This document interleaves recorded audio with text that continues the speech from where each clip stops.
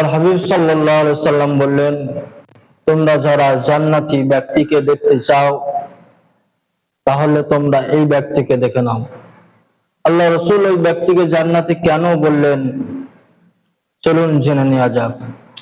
সহিহ বুখারীর 1397 নম্বর হাদিসের মধ্যে এসেছে, এক ব্যক্তি আল্লাহ রাসূল সাল্লাল্লাহু আলাইহি সাল্লামের কাছে এসে বললেন, দুল্লানি আলা আমালিন ইজা আমিলতুহু দাখালতুল জান্নাতা। ইয়া রাসূলুল্লাহ, ইয়া হাবিবাল্লাহ, হুজুর আপনি আমাকে এমন আমল বলে দিন যে আমল আমি করলেই জান্নাতে প্রবেশ করব। আল্লাহ রাসূল সাল্লাল্লাহু আলাইহি সাল্লাম বললেন, তা'বুদুল্লাহ ওয়া লা তুশরিকু বিহি শাইয়্যা ওয়া তুকিমুস সালাতাল মাকতুবাতা ওয়া তু'দ্দুজ যাকাতাল মাফরুজাতা ওয়া তাসুমু রমাযান। আল্লাহ রাসূল তাকে 5টি আমল করার পরামর্শ দিলেন, অর্থাৎ এই 5টি আমল করলে জান্নাতে তুমি প্রবেশ করতে পারবে। প্রথমত কি, তা'বুদুল্লাহ, এক আল্লাহকে ইবাদত করো, ওয়ালা তুশরিকু বিহি শাইআন, আর আল্লাহর সমকক্ষ কাউকে মনে করবে না, আল্লাহর সাথে অংশীদারিত্ব কাউকে স্থাপন করবে না।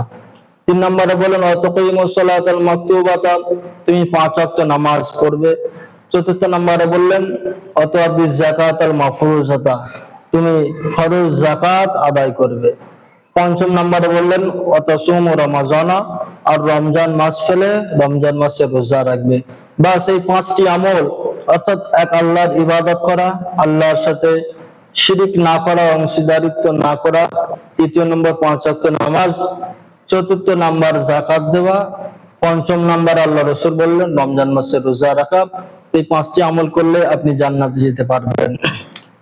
উত্তরে সেই ব্যক্তি বললেন, লা আযিদু আলা হাযা শাইআন ওয়া লা আনকুসু মিনহু। এই 5টি কথা শুনে সেই ব্যক্তি বলল, ঠিক আছে, এই 5টির বাইরে কিছু বাড়াবো না, আর এই 5টির কিছু কমাবো না, এই 5টি আমল আমি করব।